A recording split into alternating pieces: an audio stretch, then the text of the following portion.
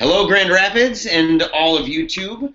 My name is Jeremiah Bannister, and as you can see right next to me in the very exact same room at PaleoRadio headquarters here right now in Grand Rapids, Michigan, Joe Elder. Hello, how are you? Good to see you, buddy. It's good to literally see you today. It is, in real life form. Yeah, pretty nice. Right. We never get to see each other anymore. No. It's an interesting day today. We actually started quite a bit late, and for the best, probably. Yeah. We had technical difficulties with more than one computer. In fact, we had issues with two computers. But a huge thanks to volunteer Mason. He's here today again, and he's a huge help all the time. And without him, we wouldn't be so confident doing what we're doing here today. So this is exciting. We're here. We've got great stuff to talk to you about. In fact. We did some cool stuff, actually. Yeah, a lot of cool stuff. You've been busy. You went on a particularly awesome show. I did, dude. Yeah. I went on Dogma Debate with David Smalley, and actually we are going to talk later about this more. In fact, a topic that was inspired by something that was discussed on Dogma Debate, which was also discussed, I'll throw this out there, to Age of Reason. I was on there. It's where I met David Smalley. We connected there, and he invited me to the show, and originally the idea was to talk about Doorgate. Yes. And so we were going to talk about Doorgate. We were going to talk about what that means. If you would like to know more about Doorgate, it's hashtag DORRGATE. You can learn all about that, a bunch of articles and stuff.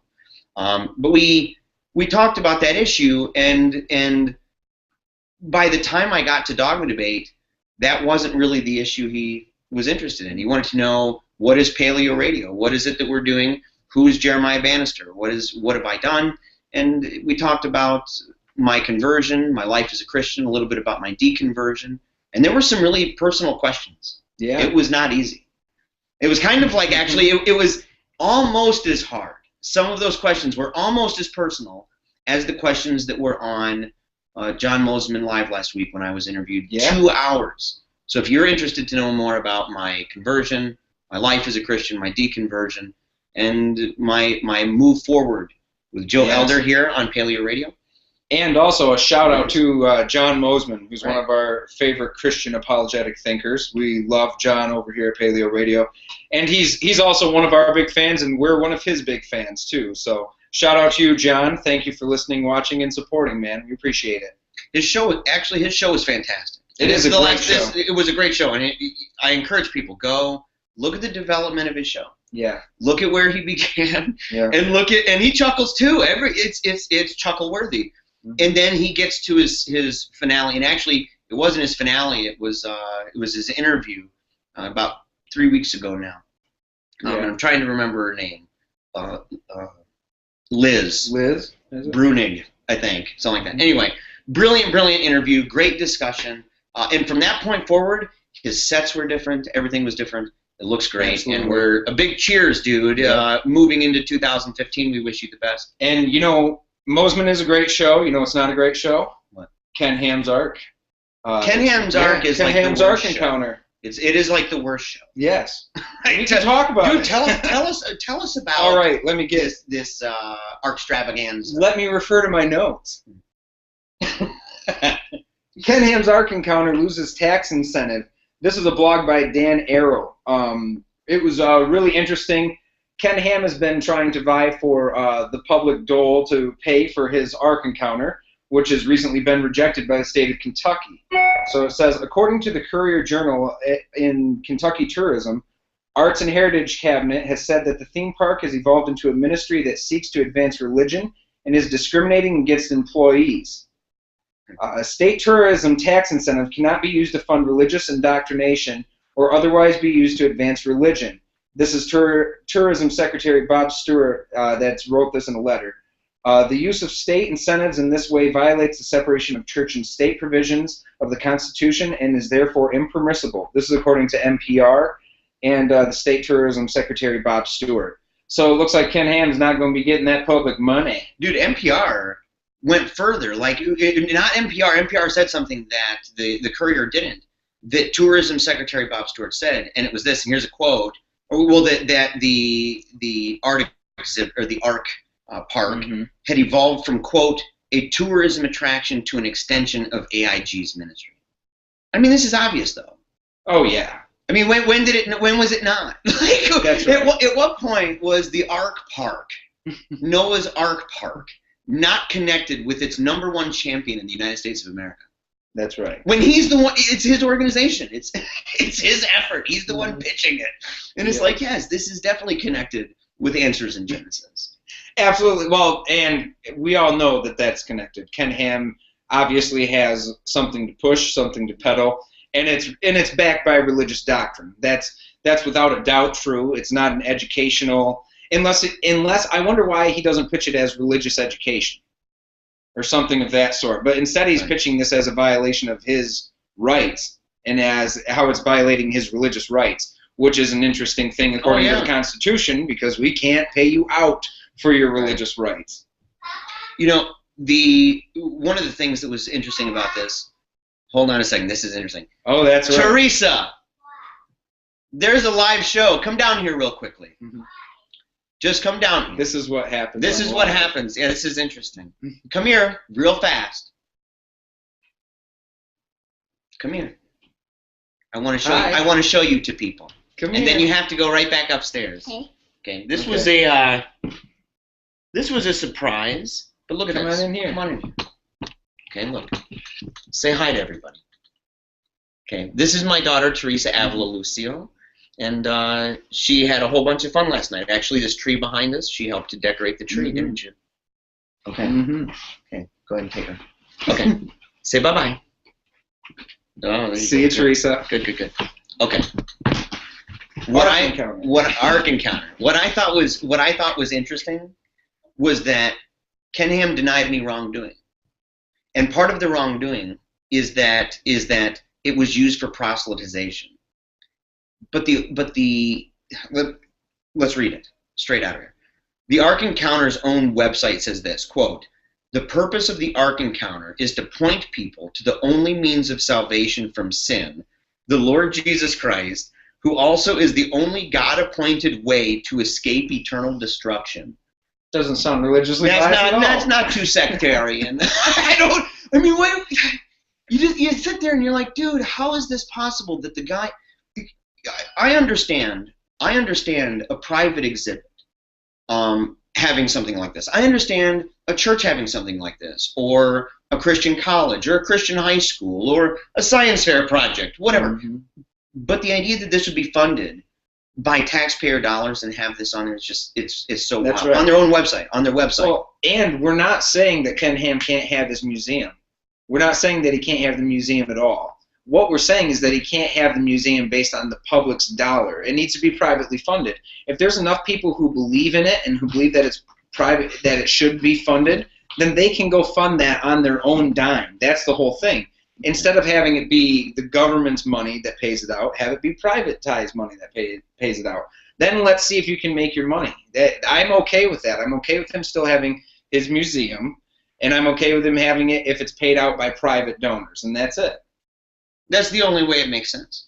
Yes. It's the only way it makes sense. And think, like, if this kind of thing were to be permitted, right? And I think a lot of people, especially your fundy types, your evangelifish types, that want this to be there, I don't think that they process what it would mean were other people to have similar treatment by the state.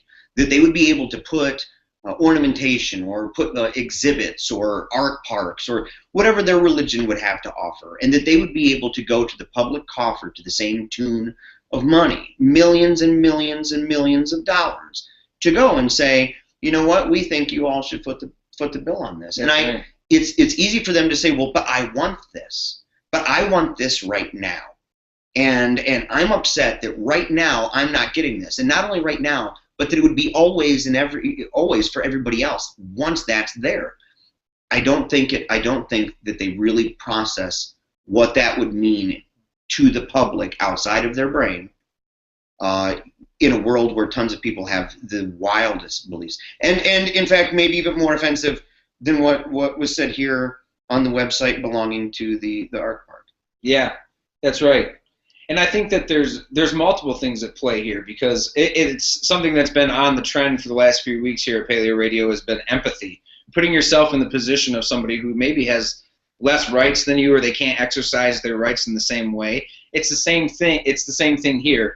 Ken Ham feels like he's being ostracized, or that he's being attacked because the public isn't willing to dole out the money for him in his park. But at the same time, if he was to feel, how would he feel about the funding for a mosque? Or how would he feel about the funding for a Buddhist temple or something like that? Which actually brings up another topic that we were going to talk about, where there are actually more violent things or more heinous things for religious rights that have been going on other than not funding Mr. Ham's park. Right, and there's a whole bunch. And before we get to that, I want to say one more thing. Sure. I want to quote. I want to quote Ken Ham. This is what he's saying about the situation. We are fully prepared to defend our fundamental rights in court if necessary, as this issue is of huge importance, not only to us, but to every religious organization.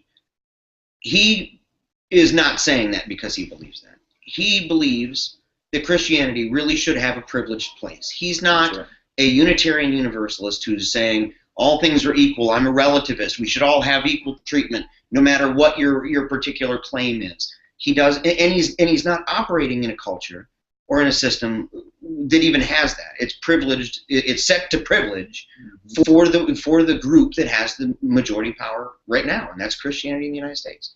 And so you sit there and you say, you know, he's saying the right words in many ways. He's saying, well, this is true. This affects every religious group. Not really.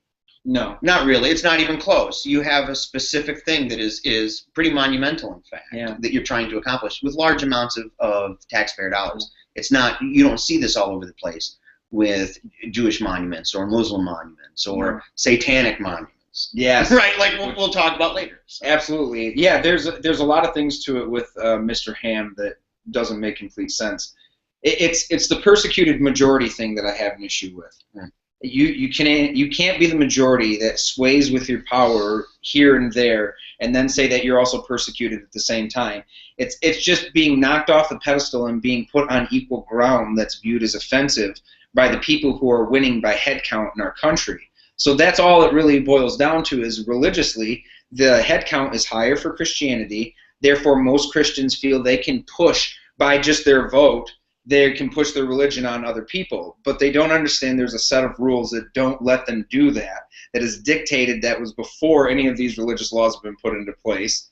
And that's what we need to go back to, is just neutrality for all religious people. Don't give money out to religious groups of any kind. Allow it to be privately funded, and non-profit is one thing, but paying them is another.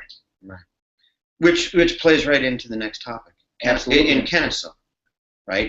In Kennesaw, Georgia officials hypocritically rejected mosque's new location, but they finally come to their senses. This is by Hemant Mehta, the friendly atheist over at Patheos. And he says this. He says, earlier this month, the Kennesaw City Council in Georgia voted down a proposed Islamic center located in a strip mall. When the time came, Kennesaw Mayor Mark Matthews had trouble getting the council to take a vote at all. No member would second the motion to proceed. After several very awkward pauses, the council finally voted. 4 of the 5 members voted no. Now, he asked this question over here, and this is what really caught my attention. I mean, there's stories caught my attention, but this question's good. Why would they say no when the Muslims fulfilled all the requirements of any group looking to acquire the space? That's right. Well, and there's a little bit more to it. It said that there was nothing to do with Islamic prejudice there. Right. Right? Councilmember Deborah Williams had said that.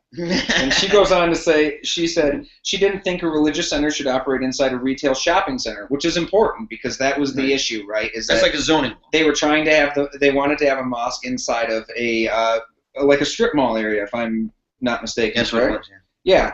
And she said that it doesn't have anything to do with anti-Islamic prejudice. She just simply didn't think the center should operate inside a retail shopping mall. But there is one problem with that, which is what we found out in the article, that Williams and all 4 other council members voted unanimously in July to allow a Pentecostal church in the retail center, or in a retail center, not the same one. But a little bit hypocritical there, where she didn't say the same thing. There was no claim to thinking that it shouldn't operate inside a retail center. And that was Redeemed Christian Fellowship Church. They used a 4,000 square foot unit in a center on the corner of Ben King Road and Cherokee Street, which that's an irrelevant point to me. I don't sure. I don't know Ben King Road. But if you want to look it up, there it is. But yeah, there it is. You can see exactly where it is in town. In fact, go to Google Maps. There you go. You can drive around with the van for Google Maps, and you can see all around the area and say this is where they approved the Pentecostal church. They approved Redeemed Christian Fellowship Church, and so it was unanimous when they approved it. That's right. It was unanimous, and the thing is, they knew it. They figured it out. Mm-hmm. But doesn't even when they figure it out, doesn't it kind of go back to the point that they figured it out before that too? Sure. Like that they knew that. Oh yeah. If a month before a church comes to the city council and proposes that they want to have their church in there, and you go through the whole conversation, and you have it on the notes and everything else, I second that motion, and we all vote yes. And probably a number of these people, maybe you don't know. Oh, yeah. Whatever the situation. The idea that they would forget that they did that, so it's absurd. So the idea that when Muslims came to them to have a mosque in there, that was on their mind. They had to know. Oh, we just totally approved this one. We're not going to approve this one. And I think it says something wild about all of them. Wildly unfortunate about, and that what's her name again? Deborah Williams. Right, Deborah Williams, and that she kept it so simple. I just don't think a mosque should be in a retail store. Was it because of zoning, or is it because she doesn't like the fact that Muslims would be around shoppers of other places? I mean, I don't think that's unfair, or I don't think it's unfair to say about her if she voted part of the unanimous vote in July for the Pentecostal church. If she was part of that, and if she knew she did that, and that the rule didn't apply for Christians, that you don't have those in shopping centers because you don't want a bunch of shoppers to see a bunch of Pentecostals speaking in tongues. If that, you understand where I'm going. That's right. You understand. It blows my mind that she can get away with the idea of saying, "Oh, it wasn't at all to do with how I view Islam." At least to be questioned. That's right. Well, that's exactly what it was about, because obviously the hypocritical nature of their voting record came true, and it came to light where people, I think she had it on her mind, like you said, that they had done this before for another group, the only difference being that she assumes no one's going to check it. She thinks she's really speaking for the majority, which it brings me back to, again, do you feel like this has to do with kind of the head count thing? Well, the majority of people that I represent would think that having a church there is okay, but having a mosque isn't, so I'm just going to I'm going to apply those rules directly to how I vote. Right. And you know what? I think it's probably true that the majority of people that live in that county would prefer it that way. Doesn't matter. That's irrelevant to the point. The point being that it's got to be equal for everybody. So the vote needs to be the same by everybody. And if your idea of legislation is to give favorability to the popular people every time, or to the popular vote every time, I don't really know if you're doing your job as a legislator. I mean, I think you have to almost reason yourself out of that, though. And maybe the lack of an ability to do that, to really critically analyze yourself in such a way that you can recognize that as a human you make those quick decisions like that, even subconsciously, unconsciously. You make decisions like that about preference of groups, especially that you're associated with. If you aren't morally disciplined enough to not only recognize that that's something we're all susceptible to, but that you haven't put safeguards in place, that as you are representing people, that you keep that, if nothing else, that one thing particularly in check, you're in the wrong job. Yeah. You need to find a different place of employment. It's over for you. It should be over for you. Mm-hmm. And a challenger has a good case to be made. If that challenger. That's right. I mean, but that's something that's just lacking across the board in politics. That's the Snaketivity. Yes. Snaketivity. Sweeping across the country. Mason actually asked a great question earlier. Mason was asking where it came from. Did you ever figure out? I couldn't find the origin of the name Snaketivity. You couldn't find the origin of the name? I just... Right. I couldn't find anything from the group saying, yes, we're calling it Snaketivity. It's swaddled in Christmas time, mister. Just a catchy name. Forever. It has nothing to do with nativity. No, it doesn't. Yeah, it has nothing to do with and it's not an it doesn't look like a nativity. It's not like a mock nativity. It's an ornament. Yes. It's ornamentation. It's ornamentation, symbolism, symbolism. And we're going to talk about this. That's going to be a fun conversation. We have to say something about Snaketivity. Sure. Before we talk about whether or not there should be any symbols, any lights, or even lights, or on state buildings. That's going to be whistles or anything. Bells or any of it. We're going to have a good talk about it. But the Snaketivity, that's here in Michigan. Yeah, it's right. It's right about an hour away from me, right here. You know what? We had somebody, Pruse. My man Pruse. He tweeted us yesterday and sent a picture, because he was in Lansing, it's where he lives, and he took a picture and sent it. So you can go, actually I think it's over at mine, at twitter.com/paleocrat, and you can go there. I'll share it at PaleoRadio Show, and that's where you got to go. We'll take this as a quick opportunity. Twitter.com/PaleoRadio Show. There you go. Brilliant. Go follow us there, share us, retweet us, reply to us. We have a ton of fun. But he sent it.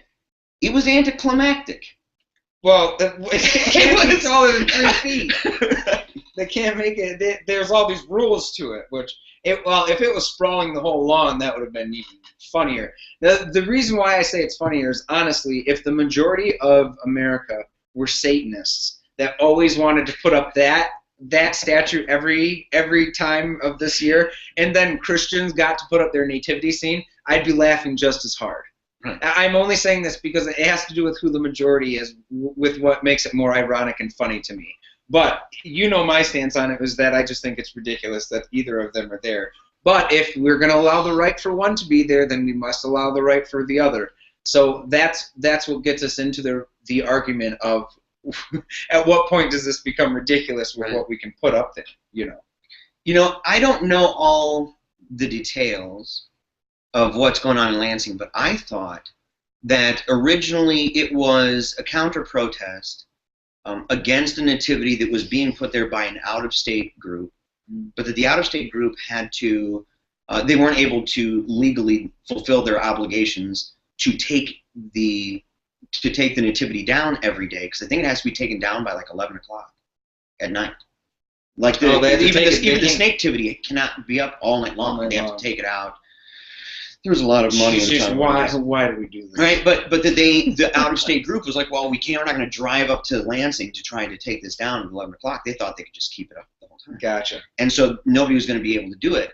So they didn't go through the whole process to make sure that they were going to be able to put it up. As far as I know, when that was brought to the attention of the Satanic Temple chose to go forward with it no matter what. Yeah. And to put that up no matter what. I know people who think that was wrong. I don't. No. I don't necessarily. Yeah. I don't necessarily think it's wrong. Or that it's like it's still activism. It's still proving a point. But at the same time, I think there's reasonable criticisms to be made. Maybe I know that there are reasonable people making criticisms. So the nativity scene is no longer up. Then they didn't do the proper. Well, now they do, because they didn't want to keep it up. They didn't want to just have the Satanic Display up. So they did. I think they would have kept the nativity up no matter what. I think somebody would have come in and put the nativity up no matter what, even if there wasn't a Snaketivity. Turns out the devil's in the details. Yeah. I had to. Really funny. No, but the Snaketivity scene, it is interesting, though. This is the article. It's Nativity Scene to Counter Satanic Display at Capitol. It's by Gary Heinlein of Detroit News and Lansing Bureau. He had written, the Satanic Temple will display a Snaketivity scene each day from December 21st to the 23rd, featuring a snake, a book symbolizing knowledge, and a message that says the greatest gift is knowledge. No more than 3 feet by 3 feet. It's erected and taken down daily in accordance with Capitol rules. Next to the displays, Capitol staff will erect signs reminding visitors that this exhibit is not owned, maintained, promoted, supported by, or associated with the state of Michigan. Both of the exhibits will also be placed where security cameras will be around to let the Capitol staff keep an eye on them. And dude, that's a lot of time that So officials on the dime, on the state dime, are spending and observing to make sure no vandalism happens on the snake or the Virgin That's Mother. right. And the money that's spent in litigation, if you were to remove one of those, you could be sued, and the state would have to pay out money to people that wanted to put a Snaketivity scene on the land, on government property. And that's no more disingenuous than putting a nativity scene on there. Don't get me wrong. I have an issue with having Santas on there as well, like anything. But I think that the Snaketivity scene there's two ways to go about being a protester, someone who wants to make a statement in terms of these things. You can either be the person who seeks litigation, and maybe you go through CFI and you're trying to get legal requirements to get those taken down, which I think is probably the best way. The opposite way is to do something of this nature, which I don't think this is all what the Satanists are doing, because I think they do want to have their symbol up. But there's a part of this that is just saying, it's a slap back at people that want to put their religious icons on government property unabated. So there's two ways to look at it. You can either go after it by looking to get your property on government property, or you can look at it by seeking litigation. And I think those are the only two options. I think what's interesting is what Senator Rick Jones said. Senator Rick Jones, for people who don't know, Senator Rick Jones is a Republican from Grand Ledge. He's the one who made the announcement on Tuesday about the Snaketivity. And the announcement came after Senator Tupac Hunter, a Democrat from Detroit, criticized the Satanic Temple exhibit. He quoted Jesus Christ as denouncing Satan as, quote, a liar and the father of lies. He said this is an effort to mock the concept of religious freedom, and that it's an attempt to scorn Christianity. Now, the speech that was given by the Democrat from Detroit was to bipartisan applause, right? Like it's one of the few. Sure. It's one of the few times maybe you've had a Democrat up there and the entire GOP's clapping.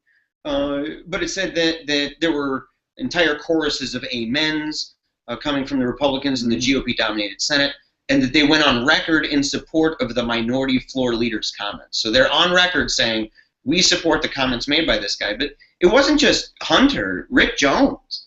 What was it that Rick Jones said? Do you have the quote, Mason? Rick, we didn't see this. We didn't see this either. People, I know that. Snake people. I didn't see that on NPR, and I think it was Bill Chappelle, and either there or Detroit News Lansing Bureau. That's Gary Heinlein, either Heinlein or Heinlein. We weren't sure exactly what it was. Anyway, it may have been on there, but man, I don't know how I could have missed this quote. We've got our volunteer looking for it. You got it? Almost. He's looking. He said something to the equivalence of, like, I'm not scared of those snake people, and Jesus wouldn't be either. Right. It's something to that. Right. I mean, it's worth looking up. Trust me. Right. It's worth getting literally the exact quote, because it's just hilarious. Here you go. Go ahead. Said they could have put theirs up in July. They could have put theirs up in July or April sometime. They didn't need to put it up in the Christmas season. They didn't need to put it up in the Christmas season.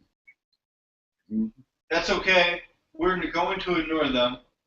I'm not afraid of the snake people. I'm sure that Jesus Christ is not afraid. The snake people.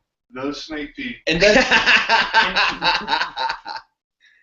he ain't scared no ghost. No. That's hilarious. But see, here's the thing. There's a number of things to be said about not just the activism, but the GOP, our senators.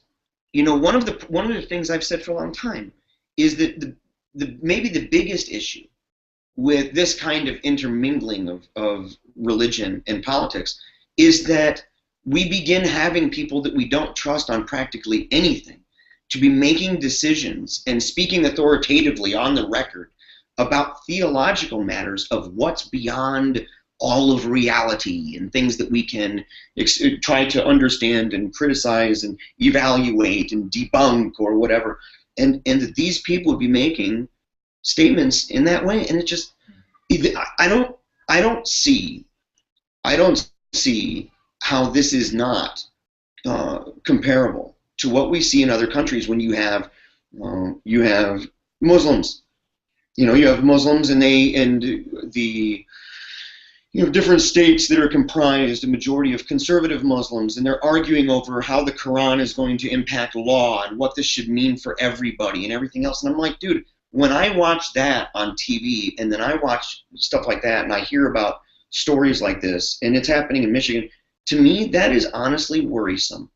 And if they can't understand that on principle, then we're really screwed. Yeah. Like, if they can't even understand that on principle, and if they can't escape their own minds for even a few moments, to step outside of themselves and to pretend for even just a moment that there might exist someone different that believes differently, to look at the way that they're behaving.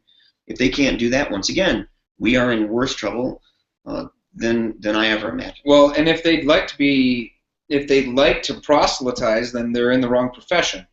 Right? Right. I mean, that's the big thing. Was it Lex Blackwell? Jex Blackwell. Jex Blackwell. Why don't we? Yeah. What was her comment about? Director of the Satanic Temple's Detroit chapter. She said, quote, "In fact, our display works much better in dialogue with representations of other faiths.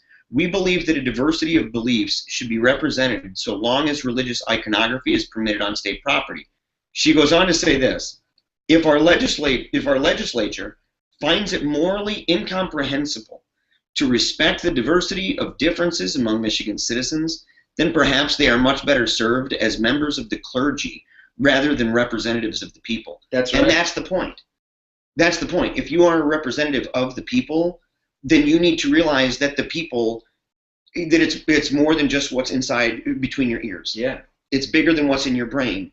And it involves people who don't agree with you nearly as much as you agree with yourself. That's right. And you represent minorities. I mean, part of that being a representative is representing minorities and understanding where the law protects minorities over majority rule. That's part of being a representational democracy, is the fact that we have to have this. We have to have the mechanism in place that allows the minority's voice to be heard, and allow the minority's voice to be heard on an equal footing with the majority's vote. Yes, the majority wins most times in a representative democracy, but in some cases, there's times cut out and there's spaces carved out where there's supposed to be neutrality, and this is one of them. So when people say that most people would agree that they just want a nativity scene on there, that really is not an argument whatsoever. It doesn't mean anything in terms of the law. The law states that it's a neutral area, that if to be allowed by one group, it must be allowed to other groups as well. That's just simply what it is. And to say that it's an attack on religious freedom is kind of a laugh. The fact that the Satanic Temple is exercising their religious freedom, we had the Democratic representative in Detroit say that was an attack on religious freedom itself. I mean, that's just ridiculous. It's an oxymoron. It's illogical. That's what Ken Ham says too. That's what Ken Ham says too. Ken Ham says that the attack on the Ark Park is an attack on religious freedom that every single religious person should be terrified of. That's right. And I think after all of that has been said, all that boo-hooing has been said, I think that the winner is the friendly atheist, okay, over at Patheos. Mm-hmm. And this is what he said, hearkening back to what we said earlier. This is what he said: "Don't you understand? The rules just don't apply to Christians because they're special." And I know that sounds harsh, but I think it's totally true. In each and every one of these situations, number one, let's get beyond the rhetoric of it applies to every single religion. Phony baloney. Snaketivity is a perfect example of it. Yeah. Yes, Snaketivity is a perfect example of it. If it was really for every religion and trying to respect any religion that's going to put stuff out, you would never have a problem at all with any kind of religious display, no matter what kind of religion that is. And anyone who thinks that the people saying these words, the conservative Christians and the GOP that are saying these words, that they actually believe that, they haven't been reading the paper. They've literally been under a rock for quite a while now. And I don't like lumping people into one big thing, but this right here, it's hard to find that outside of those circles. It's hard to find that. I mean, this entire issue, this entire debate, it's not just about a nativity scene. It's not just about a religious symbol here, a religious symbol there, a special holiday here? Is our calendar exactly in the right place? All of this is rooted in a debate that's simply not being had. It is only recently being had in other issues, and that has to do with privilege. Mm-hmm. And until people begin really evaluating what that means and how that is infected all over the place, it has infected the entire conversation, how it's become the water that we live in. Yeah. Once again, we're ho-ho-hos, dude. We are totally ho-ho-hos. We are done. Yeah. Well, and it's true that the society that we live in, though, is predicated on that. I know we keep hearkening back to it, or at least I do, but it is predicated on the head count wins. So in this case, the idea is, well, we're winning the race of most people vote for our religion, so we're winning. We get to put our stuff around. The reason we can't have a mosque here, or we can't have a synagogue there, is because if those people get ahead, then they're going to be winning, and they get to put their stuff on there. It's viewed as like an ever-long race, like the hot dog race at a baseball game, where there's a hot dog and a hamburger chasing each other, or whatever they do. Like, that's exactly what this is. And it's completely disregarding the facts of the sense that it has to be equal for everyone. It's not a race. You really have only the best opportunity you can get is equal time there. And a lot of people feel like when government enacts those laws on the majority that is religious feels like that's persecution because they've already previously been given these privileges.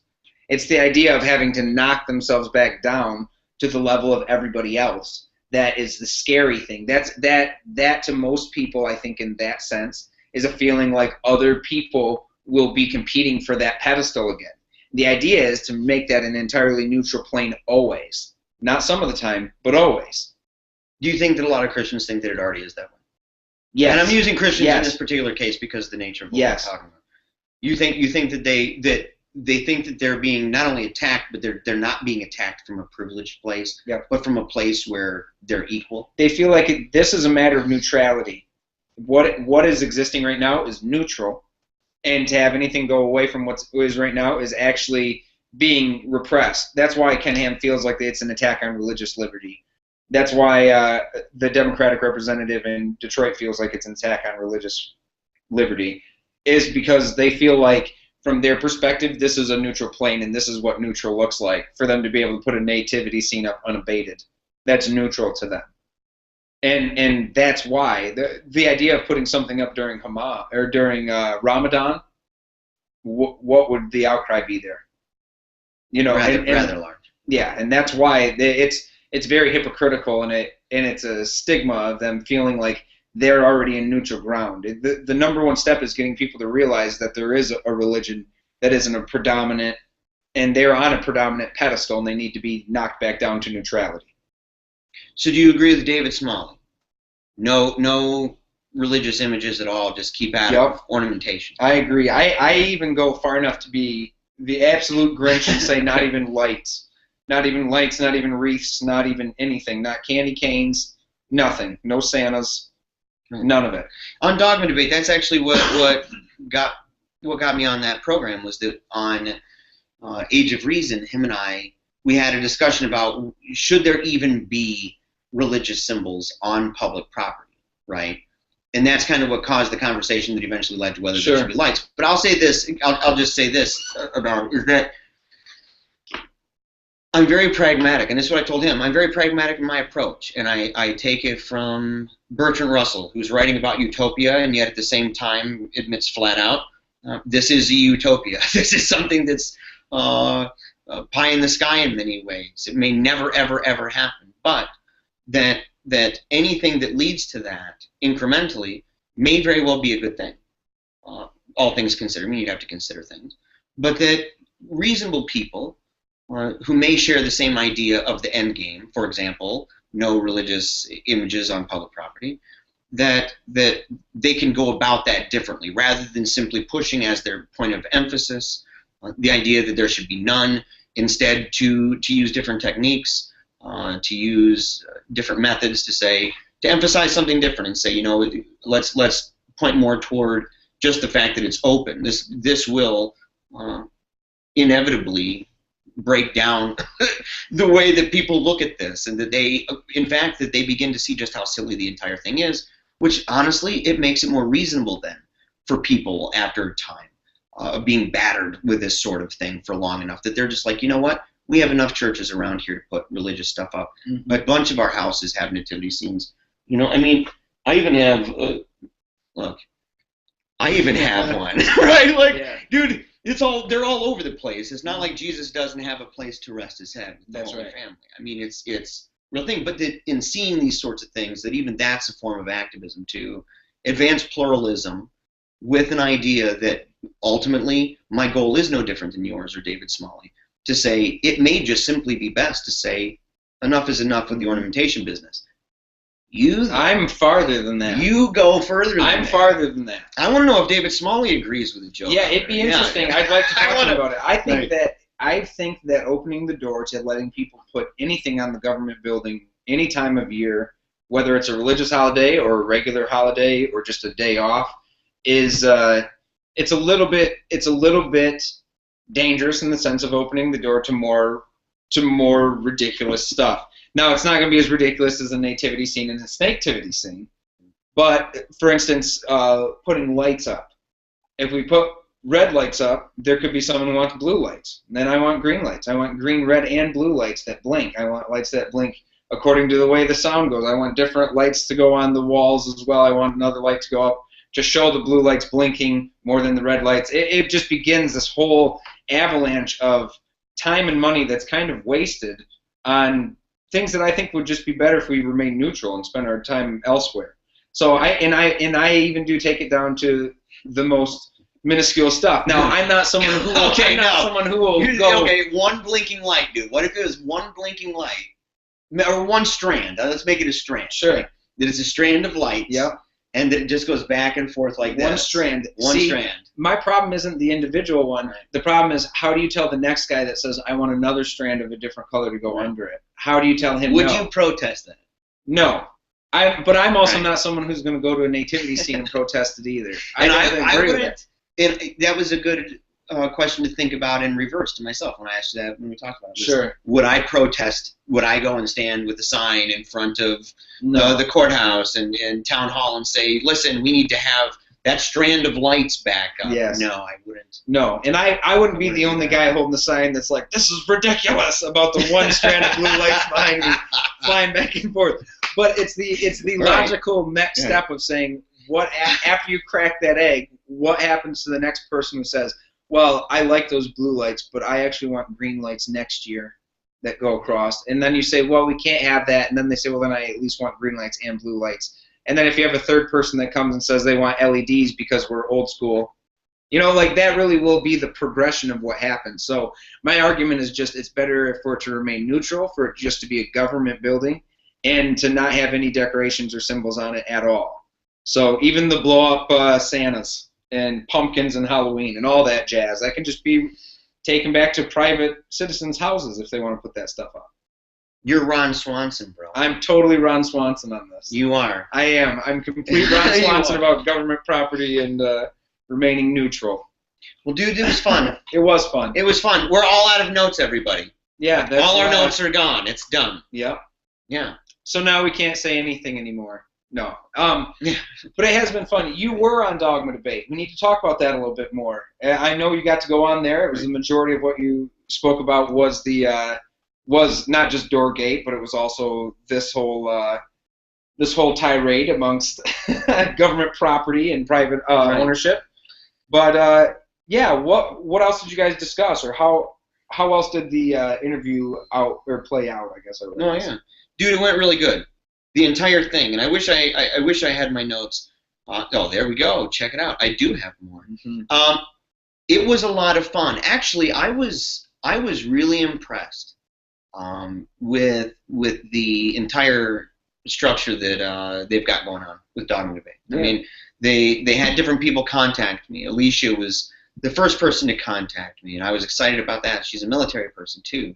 In fact, a whole bunch of military people over with Dogma Debate. Atheists in the foxholes. Anyway, they they contacted me there, and then I got in contact with a volunteer named David, and we had a great conversation. We got to talk over Google Hangout. They coordinated what time I'd be calling, what medium I would be using. The whole thing was professional. Lydia was a lot of fun. And I was in the green room. In fact, I wish I remembered the other guy's name. There's another guy working with them who does a financial segment to the program. And we were all in the green room before the program, and we were just having so much fun. And I had shaved my face for the show, thinking it was going to be on Skype, there you and go. it wasn't. Oh, it wasn't. You were looking dapper, right? I was. Yeah, I was looking dapper to down. myself. I could see myself. I could see myself in the screen, and I was like, "Well, that's not too bad. You know, I can roll with that." So but it was a lot of fun. And he asked questions that were really tough. He asked questions about family. He asked questions about what life is like now with family, and why do people feel certain ways about individuals who've apostatized from the Christian faith. It was deep. David Smalley asked very, very good questions, and he was professional the whole way through. He's got a great radio voice. I told him he had a sexy radio voice. I said it on a couple shows, so I'll wear that. But it was awesome. It was a fun time. It was an honor to be on the program, and I'm excited to talk to him more. Yeah, definitely. Yeah. Well, and you guys, you can catch us in Paleo Radio. You can catch us on YouTube. We also tweet out quite a bit. And you can get a hold of us when we are blogging and check out what we're writing about at PaleoRadio.us. Is there anything else you can think of that you'd like to pitch? We're on Google Plus, kiddos. We're on Google Plus. You just got to look up Paleo Radio Show. Okay, and in fact, if you go on Google and you write Paleo Radio Show and you remember this, Paleo Radio is one word. Right. So Paleo Radio space show, you're gonna have it's gonna be happy fun times. That's right, right? Because there's a whole bunch of videos now. If you go there, that's where all of our videos are gonna be posted from now on that YouTube channel. And in fact, if you follow us and friend us and put us in your circles on Google Plus, not only can you keep up with our events and when we at least anticipate on publishing our stuff, but you can also go and we have a YouTube. Little spot there you can click on, and it will show you all the YouTube videos that we've created and shared automatically with Google Plus as they work in tandem. So you can find all of those. Those include segments where we talk about specific things. We also have full-length episodes. We've got our favorite, and those are the power videos. The power videos. Right. Those are amazing. They're like the little power dots that Pac-Man ate. What are they called? What are those cherries? Called? Well, cherries. But what is it? The big ball. You have to know that. You know stuff about balls. Power pellet. Power pellet. There you go. It was a power. It was a power. Fantastic. Oh man. Okay, that was terrible. All right. I hope you have a good Christmas. Yeah, I hope you do too, man. And we both hope you've got a good Christmas, man. That's right. Yeah. That's and right. if you'd like to learn more about Paleo Radio, if you'd like to learn more about Joe Elder. And speaking, if you'd like to learn more about me, it's very, very, very, very, very easy. All you got to do is email us at paleoradioshow@gmail.com. That's right. That's paleoradioshow@gmail.com. Fantastic. And the last thing is check us out for Season 2. We're going to be coming back a little bit more upbeat. We've got new things coming. Yes. We've got a podcast coming out. There it is. Yeah, we've got a podcast coming out. It's going to be pre-recorded. It's going to be fantastic. We're going to be doing a lot of things. So look for Paleo Radio in the future, and until then, we will be seeing you guys later. Thank you very much. And Merry Christmas. And Merry Christmas. And Happy New Year's, 2015. Happy holidays. Woo! There you go, Dave. Yeah, happy holidays, all that. Yeah. All right. See ya.